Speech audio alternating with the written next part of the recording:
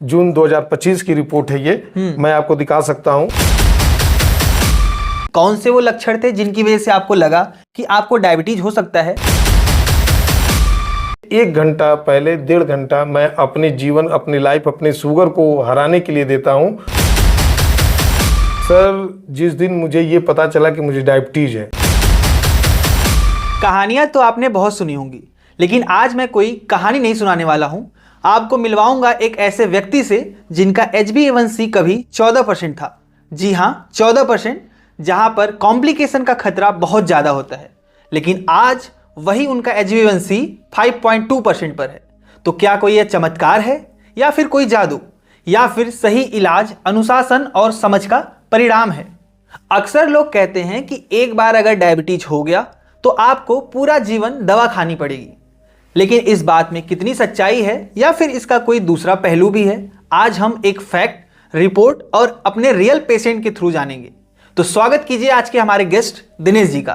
तो दिनेश जी, सबसे पहले आप हमारे श्रोतागण को अपना परिचय दीजिए। जी नमस्कार, मैं Dinesh Madesiya, ASMC Ghazipur community medicine department में एक स्टाफ के रूप में कार्यरत हूँ। दिनेश जी, अक्सर लोग सिम्टम को नज़रअंदाज कर देते हैं, लेकिन आपके साथ शुरुआत कैसे हुई?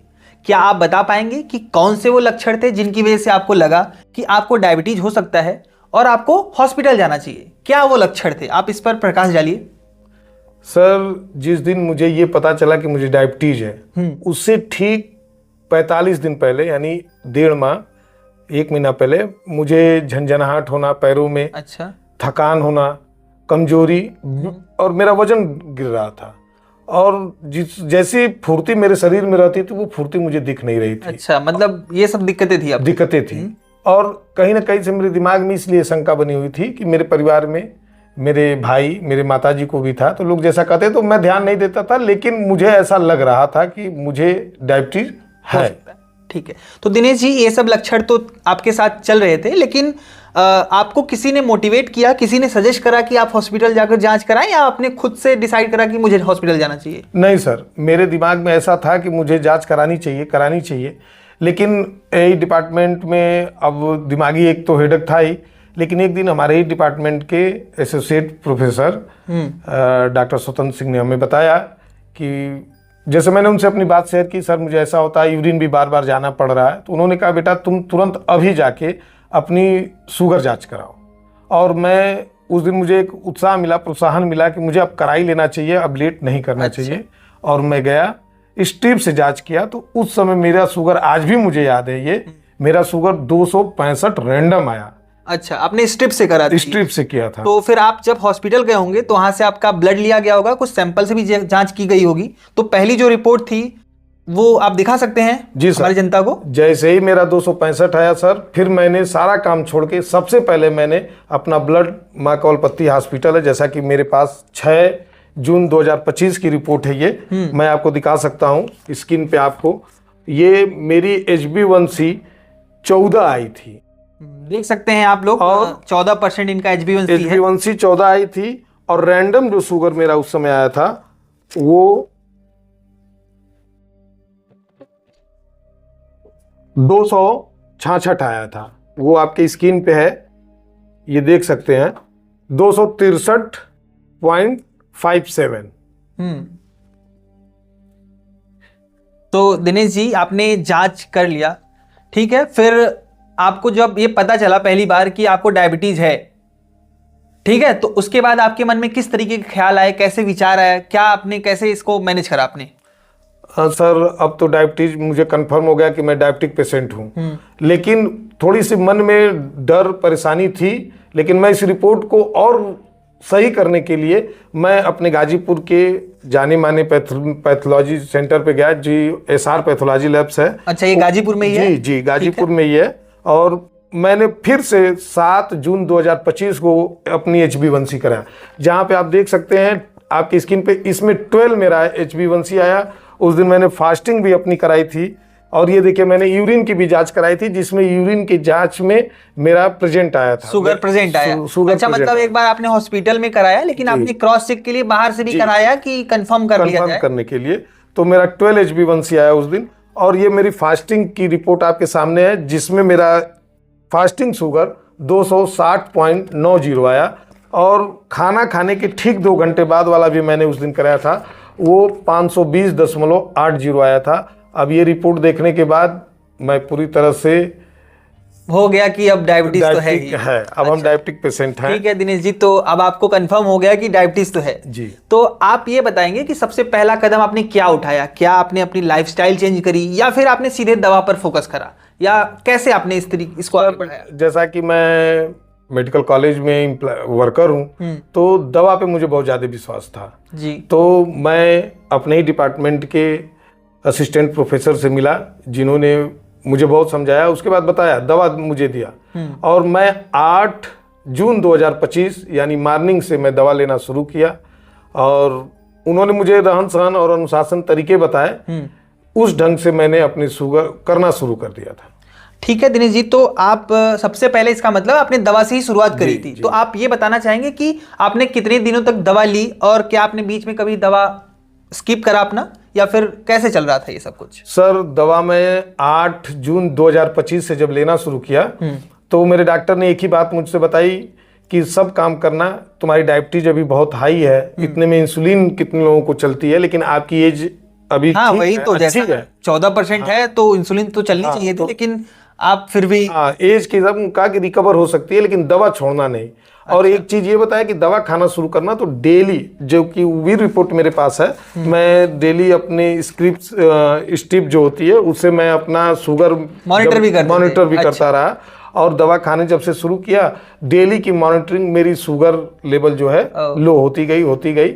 और उसके साथ साथ मैंने जब ये सब दवा खाना शुरू किया, तो उसके साथ साथ अनुशासन में रहना, और शुगर जिस दिन मैंने पहली दवा खाई थी, मैंने ये सोच के ठान के रखा था कि मुझे शुगर की दवा छोड़नी है, नहीं खानी है। मतलब पूरा प्योर डेडिकेशन है। हाँ जी, कि मुझे जो भी करना बने मैं करूंगा, लेकिन मेडिसिन के सहारे नहीं रहना है। शुगर को कंट्रोल और शुगर पे जीतना है, तो मेडिसिन छोड़ के अन्य उपाय के माध्यम से जीतना है। अच्छा ठीक है दिनेश जी, आपने अपनी मेडिसिन की हैबिट बताई कि आपने रेगुलर दवा करा और छोड़ा नहीं, तो उसके साथ साथ आपने कुछ डाइट में भी बड़े प्लान चेंज करे आपने, या फिर जैसा पहले आप खाते थे उसी तरीके से कंटिन्यू करा? नहीं सर जी, वो तो एक मैं परिचित था पहले से ही। मैंने सबसे मूल चीज आलू, चावल और चीनी, इन तीनों को अपने जीवन से, अपने लाइफ से पूरी तरह से बाहर निकाल दिया। ये चीज जानते तो सभी डायबिटिक पेशेंट है, लेकिन वही है कि इम्प्लीमेंट कोई नहीं मैं अनुशासित हो गया। मेरे अगर सब्जी में एक टुकड़ा भी आ जाता था तो मैं उसको नहीं खाता था, बाहर निकाल देता था। मेरे दोस्त मुझसे बहुत नाराज भी हुए, चाय पीने हम लोग शाम को जाते थे, तो मेरे दिमाग में तो शुगर चलता था, वो मुझसे नाराज भी होते थे। मैं चाय नहीं पीता था, अगर पीता था तो विदाउट शुगर, नहीं तो चाय मैं नहीं पीता था। अच्छा ठीक है, तो दिनेश जी आपका ये डाइट प्लान भी थोड़ा थोड़ा हमारे ऑडियंस तक पहुंचा। उसके बाद आप इस चीज पे प्रकाश डालें कि आपने कोई एक्सरसाइज करा या फिर कोई योगा या जिम, किस तरीके से आपने इसको आगे बढ़ाया? जी सर, ये तो उसी एक्सरसाइज योगा का ही, मैंने जिम नहीं गया, मैं एक दिन भी जिम नहीं गया हूँ सर।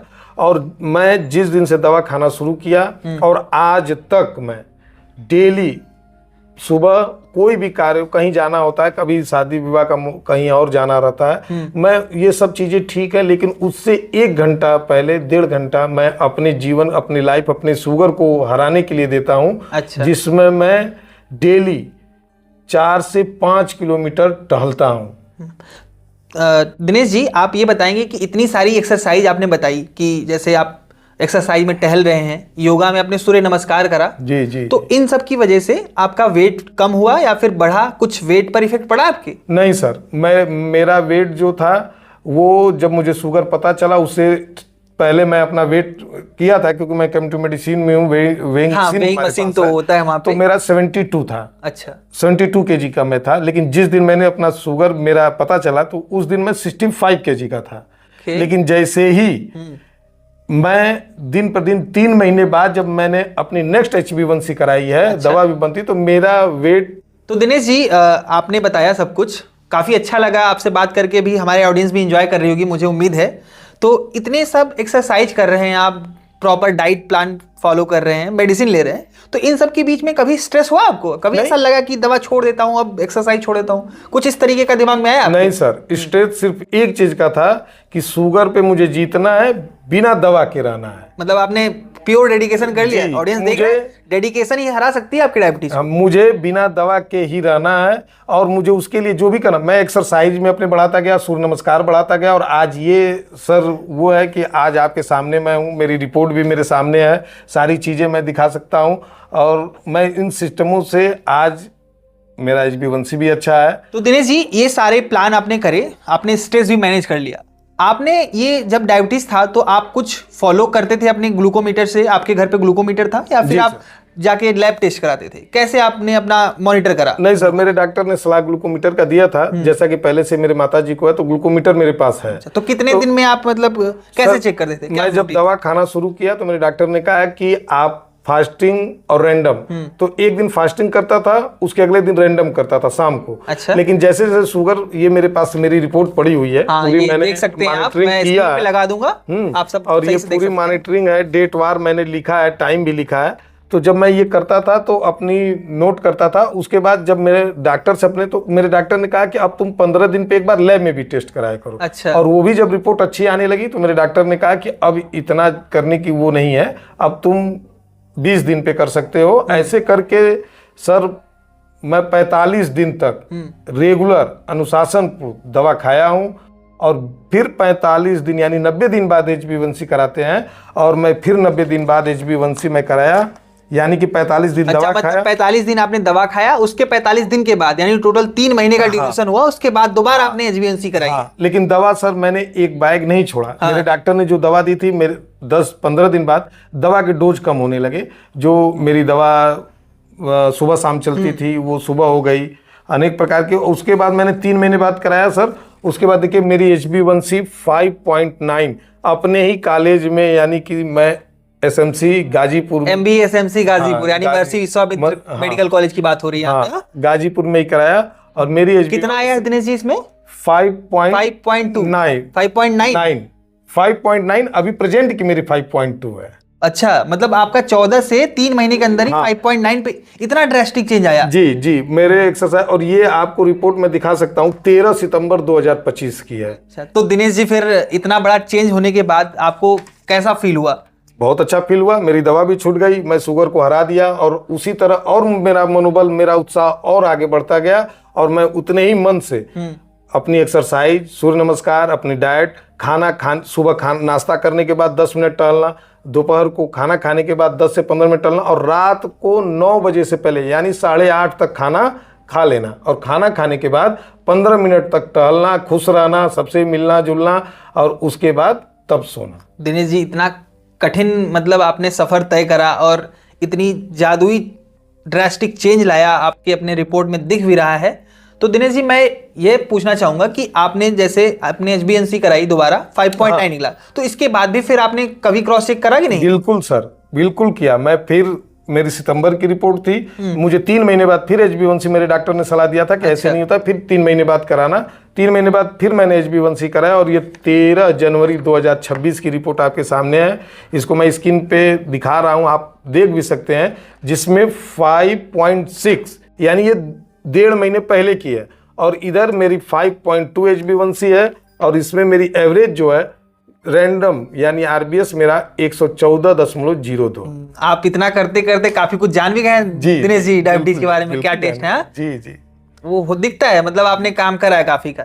तो दिनेश जी, आप यही रूटीन अब भी फॉलो करते हैं, या फिर आपका HbA1c नॉर्मल होने के बाद फिर से आप वही पुराना हिसाब किताब? नहीं, अनुशासन। शुगर को, अगर जिन मित्रों को, जिन लोगों को शुगर पे जीत हासिल करनी है, अनुशासन में रहना है, और सबसे मूल चीज उनकी डाइट प्लान है और एक्सरसाइज। अच्छा, तो मतलब आप अभी भी ये रूटीन फॉलो कर रहे हैं या नहीं? बिल्कुल, वो कभी नहीं छूटेगा। नहीं, ये कर रहे हैं बिल्कुल।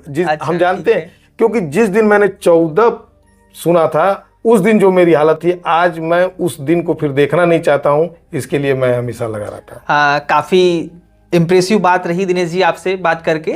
इस कन्वर्सेशन को हम एक आखिरी खूबसूरत सवाल से एंड करना चाहेंगे कि अगर आप 14% वाले उस दिन को खुद को एक मैसेज भेजना चाहें तो आप क्या कहेंगे अपने आप को? एक इमोशनल टच जरा आप दे सकते हैं तो प्रकाश डालिए इस पे। सर अभी मेरी एज कोई नहीं है, अभी नई शादी भी हुई, बच्चा एक है। जिस दिन 14% आया, मैंने बहुत ख्यालात आते हैं लोगों को, आप समझ सकते हैं, लेकिन मैंने उस दिन ही ठान लिया था कि मुझे इस शुगर से डरना नहीं है, इसको डराना है और इसको भगा के रहना है, बिना दवा के रहना है। उसके लिए जो भी करना पड़ा किया और आज ये परिणाम है कि मैं स्वस्थ हूँ, सही हूँ, मेरा वेट भी सही है और मेरा परिवार भी खुश है और शुगर मुझसे डरा, मैं शुगर से तो ये तो दिनेश जी आपका पूरा रिपोर्ट दिखा भी रहा है और ये आप देख भी सकते हैं, हमारे रियल पेशेंट है, कोई फेक नहीं है यहाँ पर। आप रिपोर्ट सारा स्क्रीन पे देख सकते हैं। तो दोस्तों देखिए, यह कोई मिरेकल नहीं है जो दिनेश जी के साथ हुआ। दरअसल यह मेडिसिन, मॉनिटरिंग और उनके स्ट्रिक्ट डिसिप्लिन का कॉम्बिनेशन है। डायबिटीज कोई डराने वाली बीमारी नहीं है, लेकिन यह एक डिसिप्लिन मांगती है। बहुत बहुत धन्यवाद दिनेश जी आपका, आप हमारे इस पॉडकास्ट पर आए और अपना जो विचार था साझा किया।